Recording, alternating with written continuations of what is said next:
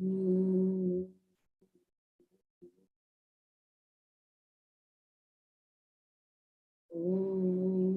Sahanam Bhavatu Sahanam Punatu Sahaviryam Karavavahai Tejasvinavadhitamastu ma vidvishavahai.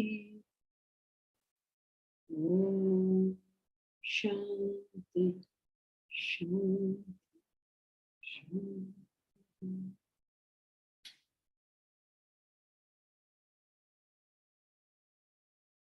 Together we'll chant chapter 10, verses 33 to 42.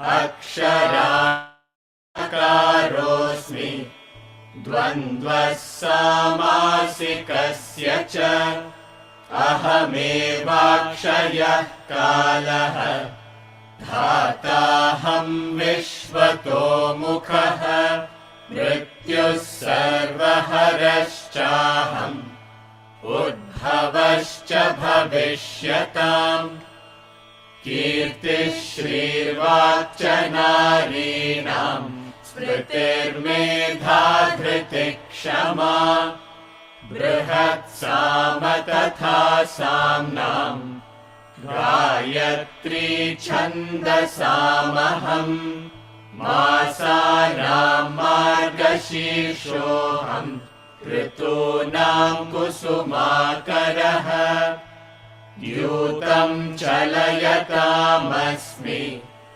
Tejas-tejasvinamaham Jayosmi vyavasayosmi Sattvam sattvavathamaham Vrishninam vasudevosmi Pandavanam dhananjayah Muninamapyaham vyasaha Kavinamushana kavihi Dando damayatam-asmi Nitirasmi jigishatam Maunam chaivasmi guhyanam Jnanam jnanavatamaham Yacchapi sarvabhutanam Bijam tadaham Arjuna Na tadasti vinayasyat Maya bhutam characharam Nantosmi mama divyanam Vibhutinam parantapa Esha tuddeshatah proktaha Vibhutir vistaro maya Yadyad vibhutimat sattvam Shrimadurjitameva va Tattadevavagachatvam Mama tejomsha sambhavam Athava bahunaytena Kim jnatena tavarjuna Vrishtabhyahamidam kritsnam Ekamshena sthito jagat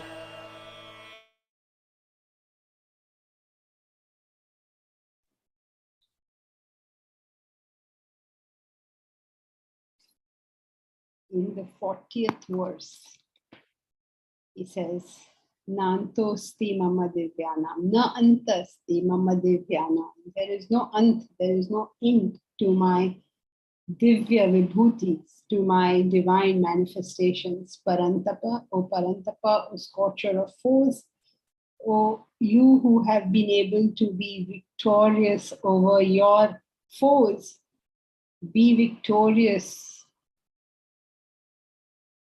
on that internal foe. The enemy is within us. Be victorious over that.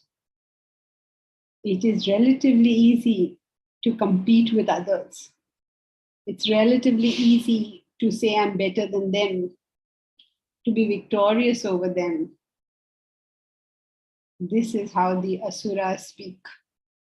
I am better than so and so. You may not say it, but you feel it. In chapter 16, you'll hear this. Is anyone as good as me? There's a belief in all of us that we are so very good. We are everything. My clarity is better than your clarity. My emotions are better than your emotions. Obviously, my actions are always better than your actions. That's a given. So, it's an amazing thing. That enemy that lies within, O Parantapa, O scorcher of foes. Parantapa means scorcher of foes. He who can have victory over foes. Because Arjuna was that type of a person. He was that type of person who was a successful achiever in today's world. He was able to handle all his challenges. Does he know how to handle the internal challenge?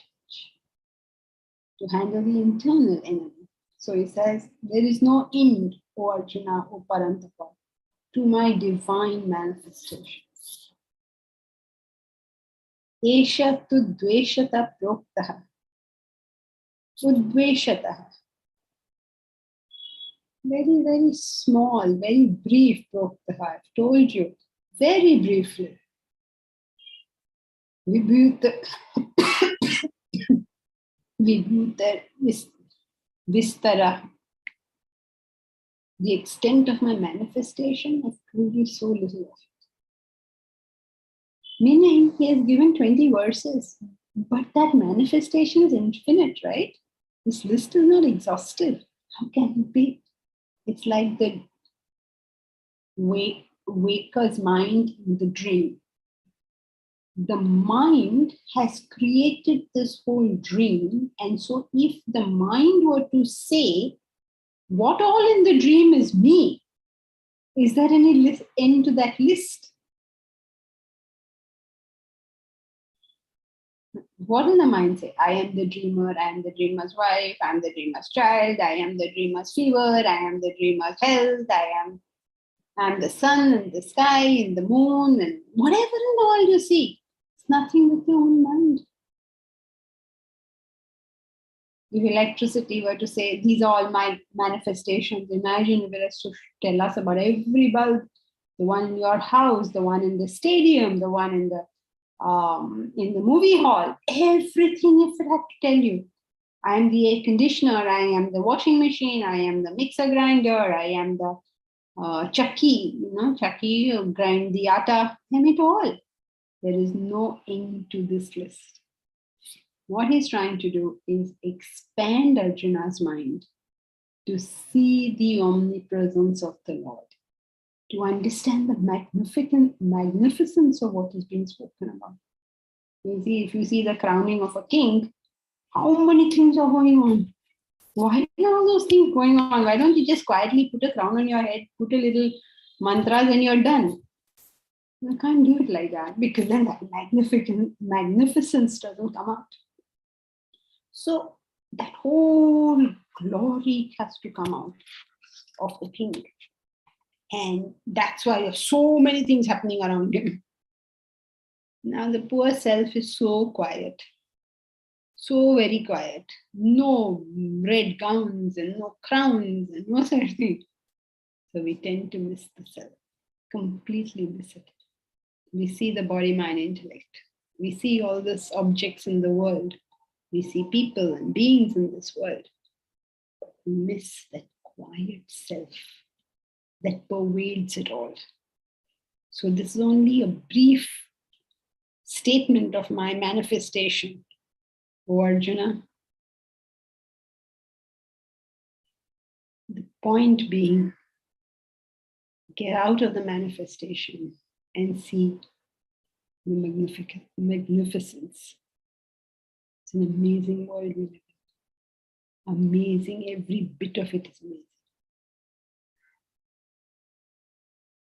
Can we bow our heads to that grandeur of the divinity? All these manifestations, so amazing in themselves.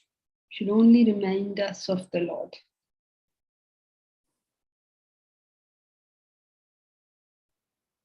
For the magnificence of those vibhutis, of those manifestations, comes because He is there. It's like a beehive, the beehive, buzzing, buzzing, buzzing, buzzing, buzzing.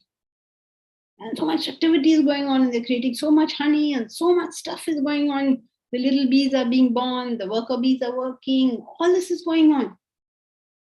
But if you want to bring that whole hive to a grinding halt, what do? What should you do?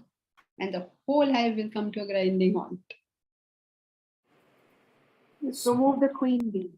Yeah, just remove the queen bee, and there's nothing there. God is like that. He's our queen bee. Without Him, nothing. Everything a grinding halt.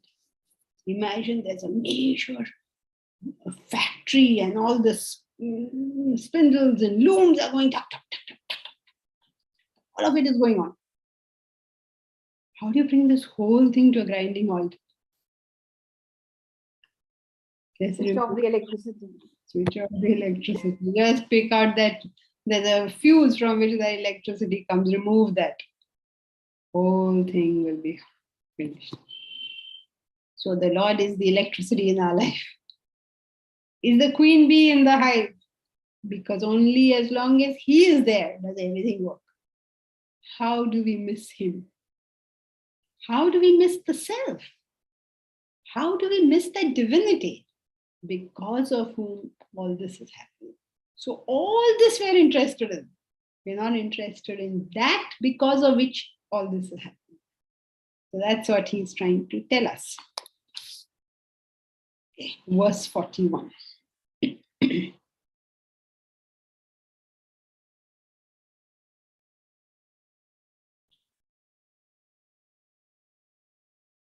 Yat yat vibhutimat satvam Shrimat ujivite mevava tattadevavagachatvam mama tejomsha sambhavam yat yat vibhutimat satvam Shrimat urjitamevava tattadevavagachatvam mama tejomsha sambhavam yat yat vibhutimat, whatever is glorious, satvam, shrimat, urjavam, whatever is shrimat, prosperous. Shri means Lakshmi, prosperous. Urjitam, with urja, with power.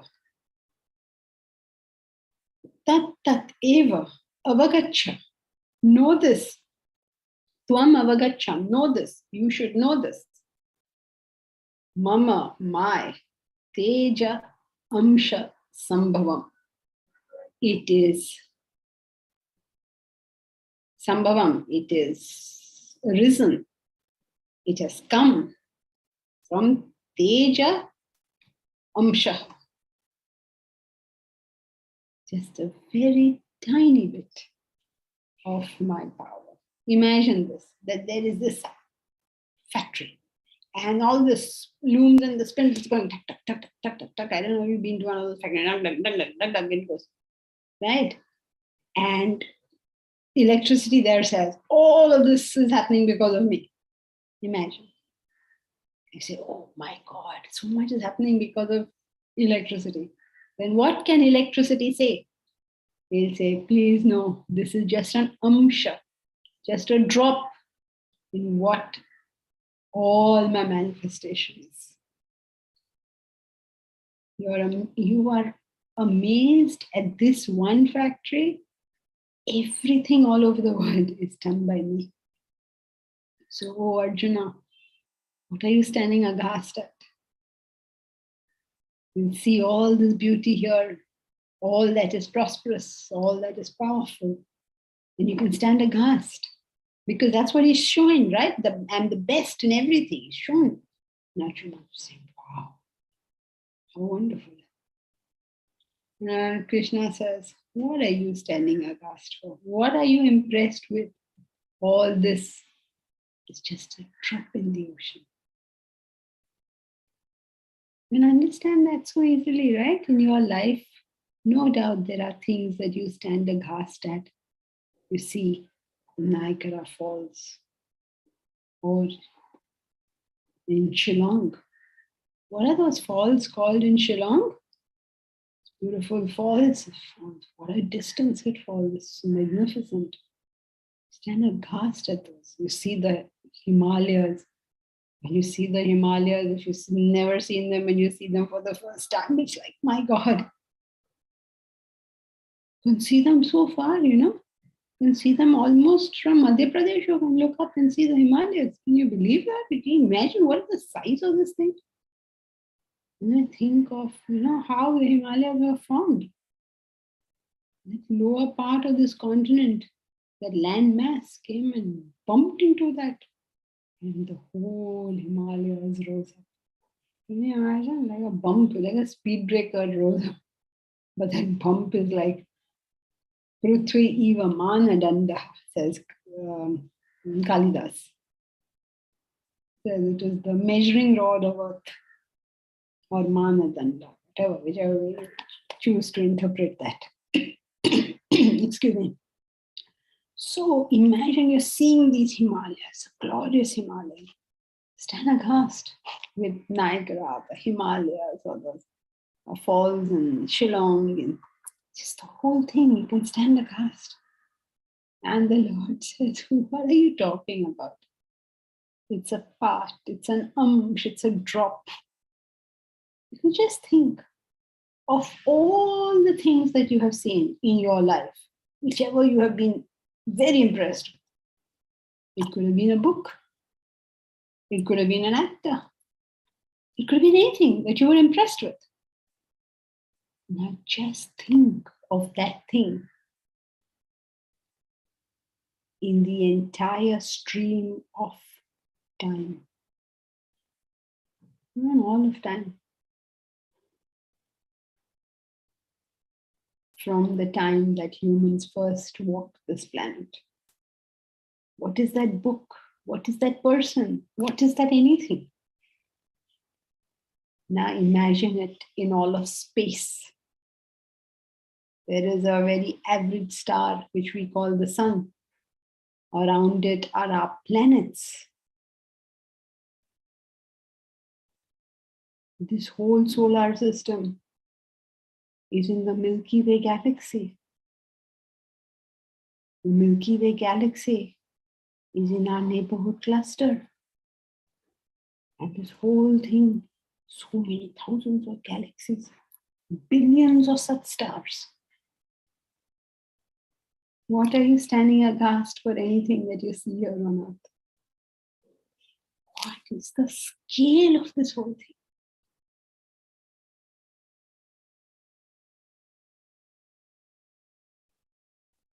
The entire universe. What is the scale? And we talk about being impressed, about being happy, being unhappy, being this is wonderful, that is not wonderful. Say, excuse me. People say, oh, you must have this rasmalai to die for. To die for? Rasmalai? But that's how people talk nowadays. Oh, you must eat this mithai to die for. So impressed by that. There's a whole universe out there. So he says, yat, whatever, vibhutam, whatever is glorious, whatever is shrimat, whatever is prosperous, whatever is urjitam, whatever is powerful, avagachatvam, tvam means you, avagacha, no. Know you should, you know this, that tejo amsha sambhavam. It is born, it has come out of merely an amsha. I don't know if you know what the word amsha means. A tiny bit, a really tiny bit, like an atom. Just come, atom of my being. Can the mind not say that about the whole dream? Whatever you're seeing in the dream, suppose you're seeing something fantastic happening in the dream, and the mind says, "No, amsha, it's a tiny part of my whole being." So what is the moral of our story as far as this chapter is concerned? What do you think is the moral? What do you think he's trying to do? Why is he telling us all this? What's the moral of the story? It's all pervading. Close. Very close. Go one step further. He's not merely saying he's all pervading. He's saying, It's you. I am you. okay, yeah, he didn't actually say that, but you go one step before that. Now you'll have excellent. Smallest ever particle in whatever is seen around. See me in everything. Yes, very good. Preeti, wonderful. The capacity to see him, to know that he's all pervading is very close, Bharat. But the capacity to see that he is all pervading, to just say it, I know, to say God is pervading. It's like it doesn't, we all say God is all pervading. Who doesn't say that? What did he try to do in this chapter? He tried to make us experience, to feel, to see that. Once you're able to see that sense of divinity in all things, life is very different. The opposite of seeing the divinity in all things is Our normal life. okay, to see the manifestations, our normal life. It is just seeing the manifestations, to get carried away. This is so impressive. This is so wonderful. This is so terrible. This is whatever. All our relationship is with the manifestation. We are not able to see that divinity. We are not able to comprehend the self. We are not able to understand that there is some imperceptible thing beyond the perceptible in the world and in ourselves. Both ways. So what he has tried to say is, all of this is me. Well, now you can't say all of this is me. He is saying it, but that is not very impressive. So therefore he tries to put it along with the things that really get us going. Anything that's impressive makes us stand aghast. I'm there, so that it comes out. But the fact of the matter, it's not that he's only in the Himalayas and only in the Niagaras and only in the best of the best. He is everywhere. And the more developed we are, the more we see him in the smaller stuff. The less developed we are, the more magnificent has that expression to be for us to think of God. Even like patriotism, for instance, there has to be some magnificent expression for us to feel for our country. Otherwise, we don't feel for it. Something magnificent has to happen. That's why, you have Republic Day parades and, big noise and everybody hang out a jhanda, everybody do this, everybody do that. You're creating a big thing out of it. Why? Because those who are not capable of feeling constantly, their feelings are ignited when something massive is happening. So then that time, suddenly everybody is very patriotic in the country. Then what happens? Then we are back to our normal life. Exactly what happens even in religious ceremonies. Something fantastic has to happen. And then we are all feeling very devoted and very religious. Some mighty havan has to take place. And you see, even in the Christian church and everywhere, not any particular religion, all of them, they'll have some massive thing. You have to do Ganesha at some massive level. You've seen how, in the church, when they have these big functions and all the, the priests go and with all their gowns and their crowns, it's so very impressive. And that makes people feel. So the bigger the expression required for you to feel, the lower the developed you are. In that area, of course. Say, for instance, a doctor who's very, very good. You enter his room and he knows what's wrong with you. Then there are such doctors, of course, but he's very good and his diagnoses are so good. Other doctors will need a bunch of tests to tell you what is wrong with you. They can also tell. But the layman, to know that there is something wrong with you, something has to actually happen. Like if it's a very good doctor, he will know that there's a problem in your heart very early. The other doctors will know there's a problem in your heart, you'll see the test reports and they will know. But for a layman to know this, you have to actually get the heart attack. Then they'll say, oh, he's got a weak heart. So the less developed you are in something, the more expression is required to understand. So similarly, in spiritual life, the less the development, the more the expression required. I don't know if many years ago, when I was a small child, I saw this picture, Balika Badhu. I don't know if you all saw it. Many years ago. People who are of my age will know. Very many years ago. Nothing happens in that movie, really. Okay, all they do is look at each other once in a while. That's about it.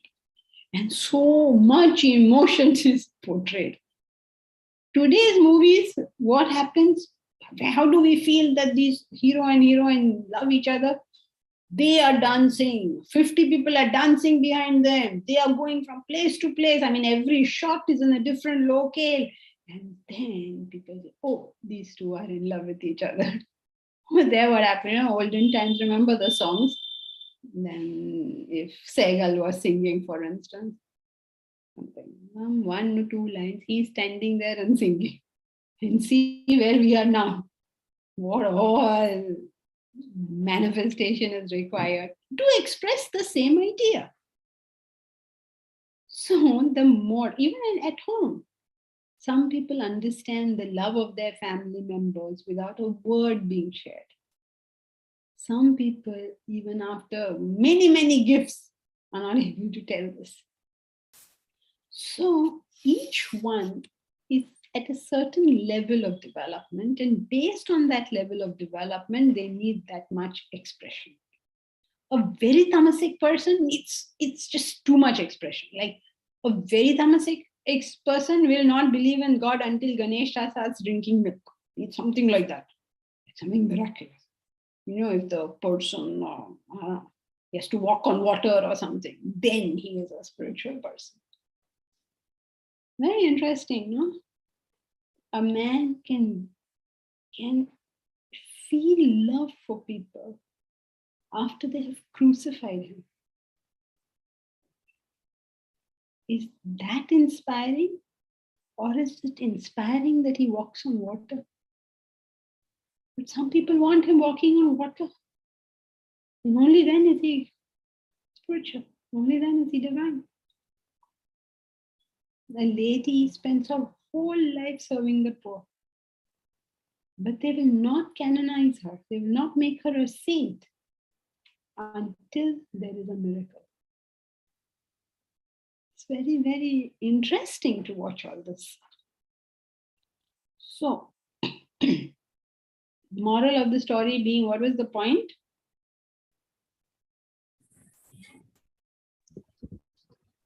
The duller the mind, the more the expression needed. Correct. Very good. What were you saying, Jyoti? That we have to work on being able to see God everywhere.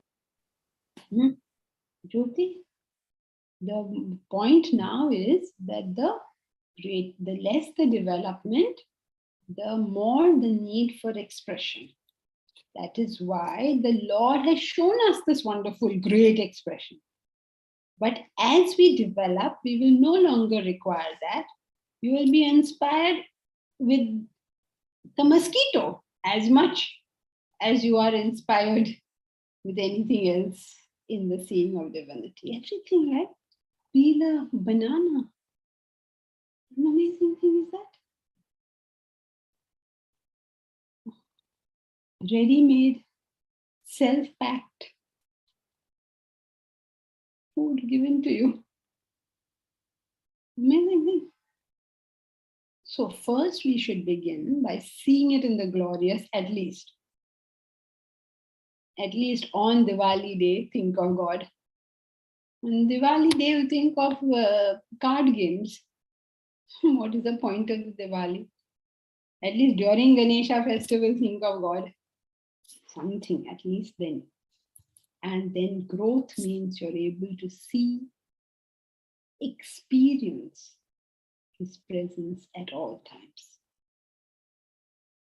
You're inspired with Him, with that self, all the time. Never goes away. Every little thing reminds you of the Lord. Every little thing reminds you of your pursuit. Reminds you of the truths of life. You see a mosquito. When you see mosquitoes, people kill mosquitoes, isn't it? Why do you kill that mosquito?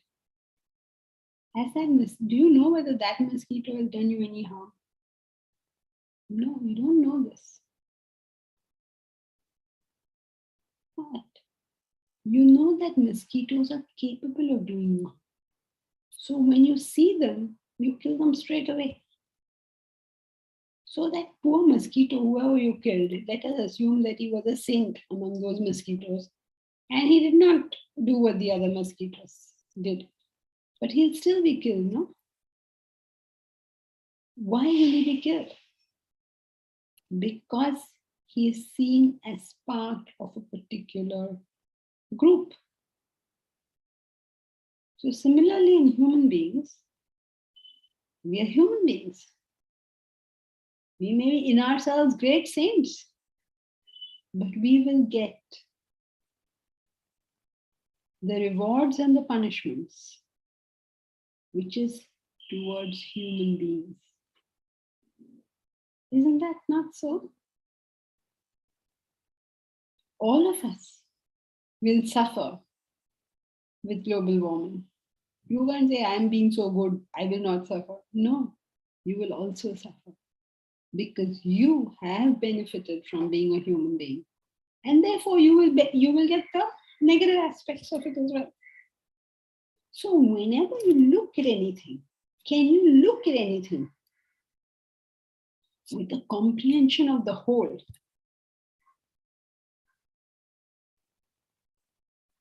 And once you begin to get that comprehension of the whole,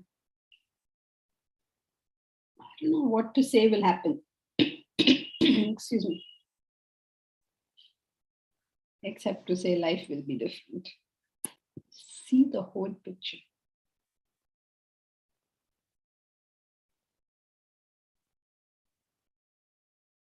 Mukesh, your example about projection of expressing love in movie has changed from very subtle to the dhamaka nowadays. Does that mean that we are reversing in our development? Because the manifestation are more grand, have more grandeur.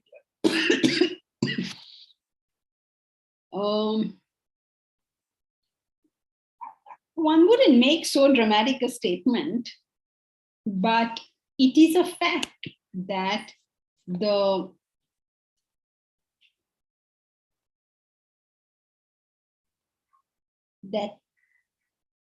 because there is a failure in our education system, there is a general deterioration in the caliber of people.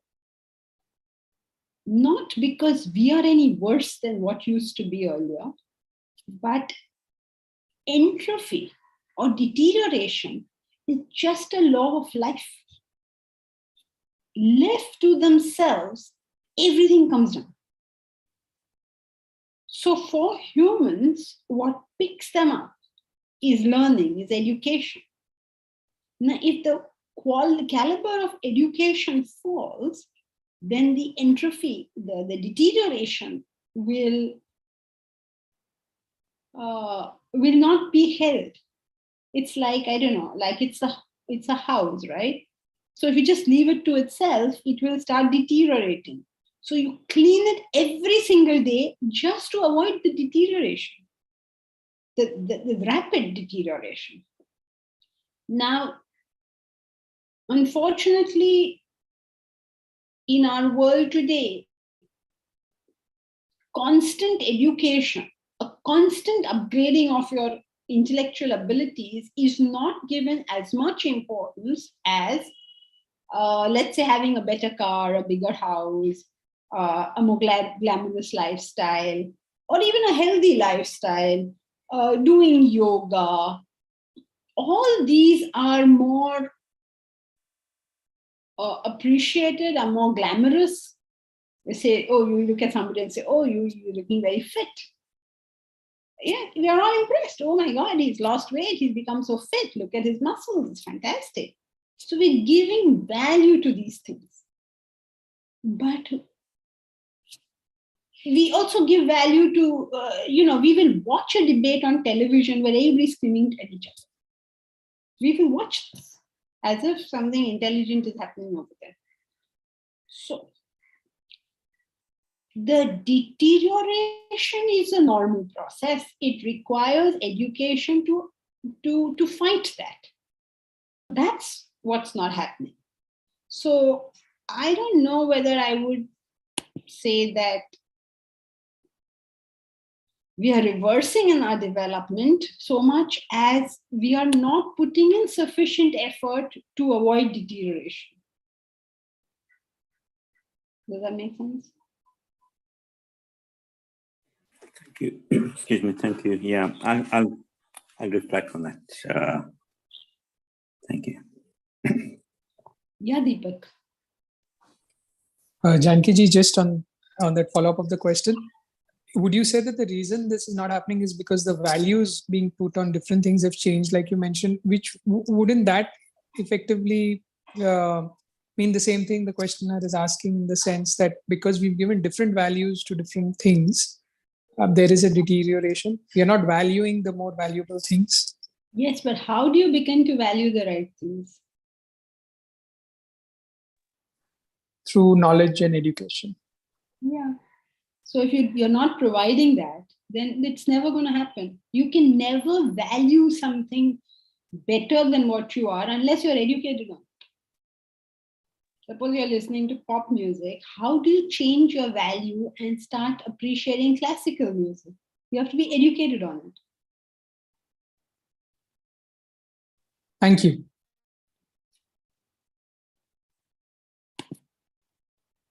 Isn't Kali Yuga deterioration of everything? Yes, it is deterioration of everything, but the reason that deterioration is there, or the way that avalanche can be controlled, is through education. By education means you have to learn, right?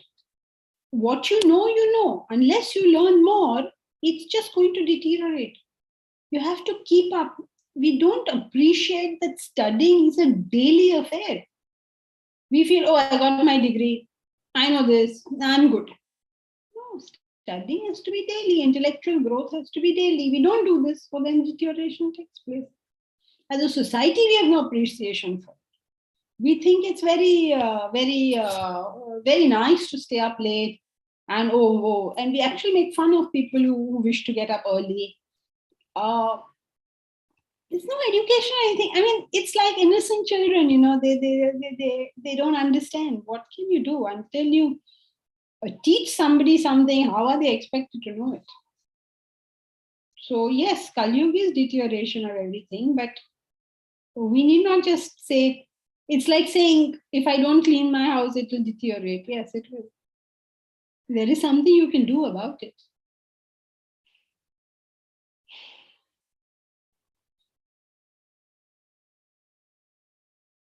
Okay. Okay, Uttara. Meera, also too many diversions in today's world.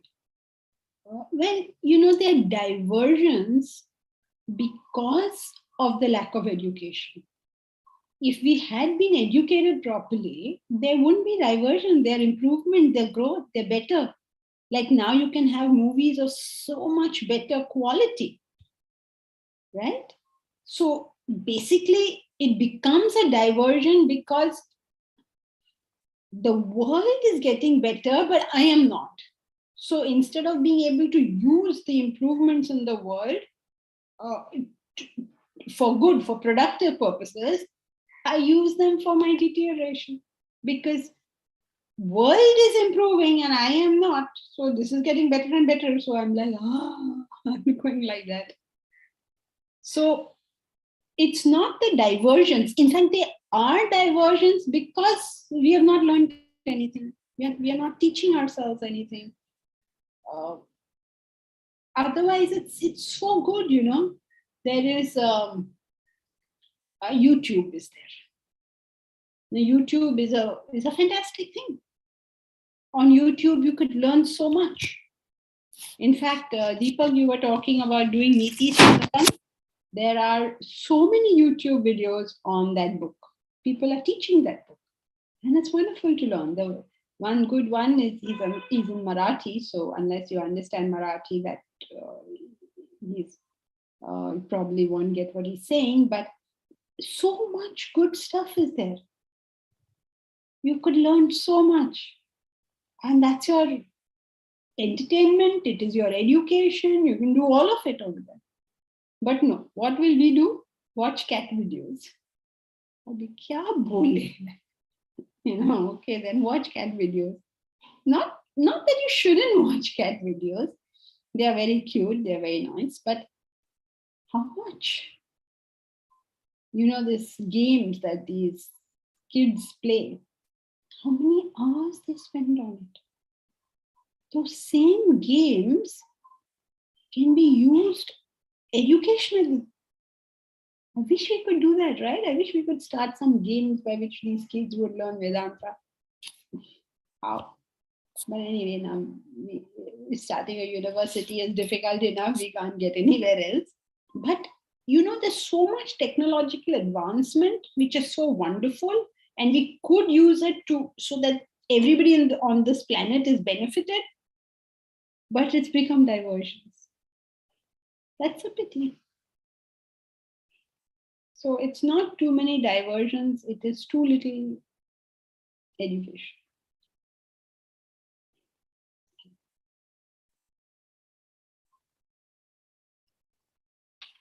The best of things, if you don't use it well, you're finished.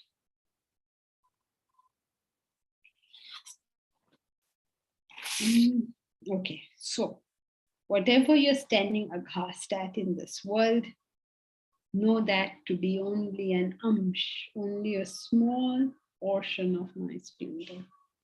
Just a small, small part. Whatever you are standing aghast at, look at it carefully, appreciate it, and enjoy the wonder of the Lord. If we can see the divinity in it, most likely we will be able to relate to it in a productive manner. If I see my spouse as divinity, surely I will treat my spouse with love and respect, right? So when I feel that there is a divine presence, the quality of my life becomes very, very different. And he's trying his best to put it into us by using the method of using which method, what is he trying to do? Manifestation. Yes, the glorious manifestation, because always easy in the glorious. All right, I hope this is clear.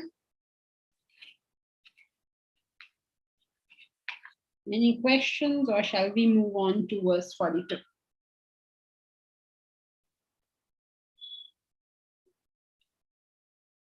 Okay, verse 42.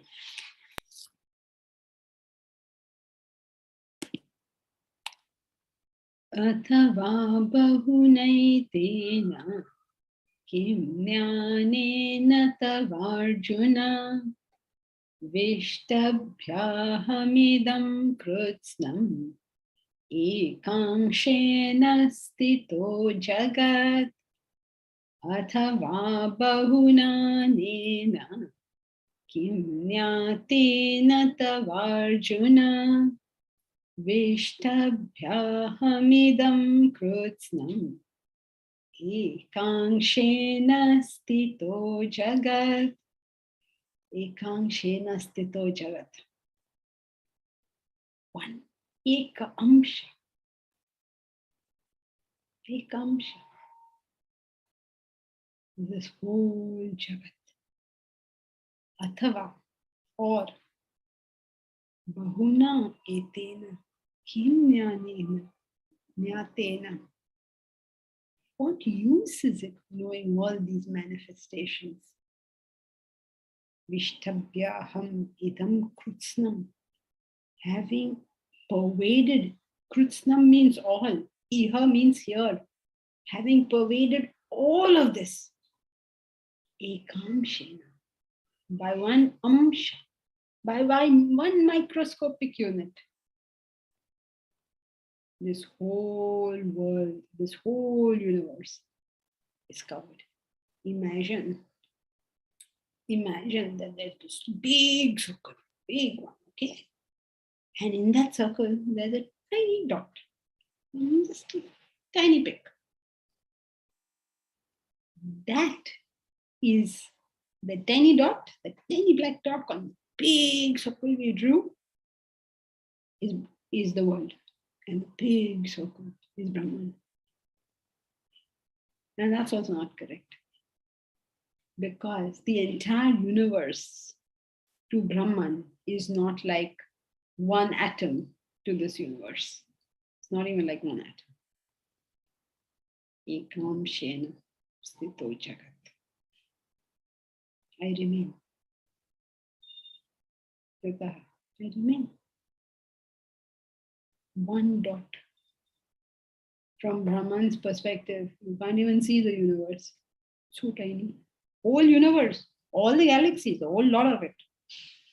All the dimensions. As many universes as there exist. As many strings as they exist. All of it. Just a drop. Not even a drop, an atom on the face of Brahman. So what use are all these manifestations to us? Can we expand our vision to something greater, to something nobler, to something vaster? This whole thing is just a fragment. Why are you getting involved in it? It is a game. Play it. Have fun with it. Since we are here, you might as well have a good time. But why get involved with it? Why go down with its sorrows and rise up with its joys? The world is a chakra. It'll go on. The wheels of time will go on and on. And so be it. We can have a good ride on it, can't we? So why don't we have a good ride? Let Kal Chakra go as it wants. And it will. There's nothing we can do about it. So basically, what is he saying? He's saying, forget what I taught you. I taught you about all these manifestations. Any good teacher will say, forget what I taught you. What is important is that essence. Can we reach that? Don't get involved in anything. That is why the self in one of the Nyayas means like an illustration, comparison. It's referred to, it is taught by the help of the Chandra Shakha Nyaya. Chandra Shakha Nyaya means the moon branch analogy. It's a very beautiful concept where if it was a bright noon time and you could see the moon in the sky, but it's bright, so you can't show it to anyone, but you can see it. Then how will you show this to another person? So you can see the moon there, and then you look around and say, okay, here's a tree. Can you see that tree? And the person will say, yeah, I can see that tree. And you say, see that tree, and then see that branch that's branching off towards the right. Can you see that? Yeah, I can see that. So then there are two twigs at the end of it. Yeah, I can see that. Now look carefully between those two twigs, and there's the moon. And the person following your vision like that looks carefully between the two and sees the moon. That is how Vedanta is taught. You show things that have got nothing to do with the moon so that the person sees the moon. Seeing the moon, you can never help anyone do. You can never show anybody the moon, but you can tell them to look between those two branches. So you take them up that tree slowly, slowly, and then the person has to leave the tree and see the moon. That the person has to do them on their own. There's nothing you can do beyond that, but you can slowly only take them up. So the whole education is considered to be Chandra Shakha Nyaya, showing the Chandra between those branches. Because nothing on earth has got anything to do with that moon. So what is the moral of the story? Don't get attached to that tree. Don't get involved in the tree. So don't get involved in the manifestation means nothing, not even the knowledge that we are learning. Don't get attached here, because it will be the worst form of attachment. Imagine you went all the way, look between the two branches, between those two twigs at the end, but you did not move your vision to see that moon. So don't be involved means don't be involved in anything, including the knowledge. What is the knowledge of all this manifestation to you, O Arjuna? Having pervaded this entire universe by one fragment, by just one amsh, one fragment, I believe. So let us do a quick run through of this chapter. The first 11 verses spoke about the supreme nature of Brahman and how the wise attain it. Nobody knows it. Nobody understands it, not the rishis, not the munis. Nobody can understand it. Remember, he gave the qualities, different types of things that are there. All of it is Brahman. I am the origin, I am the dissolution. And if you are able to focus your attention, means you're the wise, then you reach it. I will give them buddhi, O Lord, he says, out of mere compassion. Means you will get it on your own. He's not giving you anything. There's no motive for a teacher to teach. Not a personal motive, not a motive that the students benefit. They do it merely because it's to be done. Otherwise, if they didn't do it like that, the poor teachers will get a heart attack because nobody will grow, nobody will improve, nobody will put in the work. So the poor teacher will have a heart failure. But they don't. Whether or not we put in our work, they put in their work. So then Arjuna says, Okay, he's saying, all of this see me. So Arjuna says, how? How am I supposed to see you? And then he starts telling him how this whole world, you can see the divinity. How is it? You are no doubt, he says, all these things that the sages say, and you yourself say, I regard it all as true. But please tell me, how am I supposed to see it? Like you could say, yes, I regard it as true that everything is divine, but how am I supposed to see it? So how am I supposed to know this? So Krishna starts with this famous thing. Yes, I will tell you. I will tell you how I am here everywhere. But really, there is no end to my detail. And then he starts. He starts and ends in the same way. I hope you notice. He says, Ahamatma Gudakesha. Oh, Gudakesha, I am the Atman within Sarva Bhutashaya Stitaha, within every being. Aham Adhi Madhyam, I am the beginning, the middle, and Anta, end of every being. I hope you remember all these. And then he started giving the whole thing. I'm I'm Vishnu among Adityas. I am the sun among the luminaries. I'm Marichi of Maruts. Remember all the ones he told us. Of the Rudras and Shankar, of the Yakshas and Vitesha. It showed the best of everything. Of household priests and Brihaspati. Among horses and Chaishravas. Among the gods, I'm Indra. Among the Vrishnis, I am Krishna. Among the Pandavas, I am Arjuna. Among the Munis, I am Vedyasa. So everything he tried to show, I am the best. I am the best. I am the best. Whatever is glorious, whatever is wonderful, whatever is prosperous, whatever is powerful, know that to be me. Know all this to be me. And then he said, all of this is nothing but an amsha, a small portion of my being.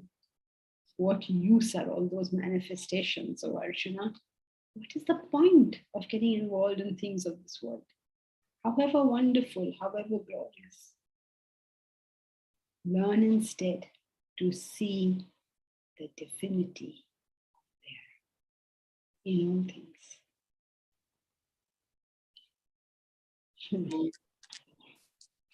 So, let us chant together the last verse, the last shloka. Om Tat Sadat Iti Srimad Bhagavad Gita Supanishatsu Brahma Vidyayam Yoga Shastre Shri Krishna Arjuna Samvadi Vibhuti Yogo Nama Dashamo Dhyayaha.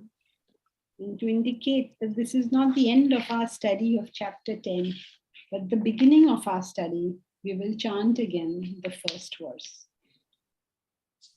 Shri Bhagavan Uvacha Bhuya Eva Mahabaho Shunu Me Paramam Vachaha Yatteham Priyamanaya Vakshami Hita Kamyayam.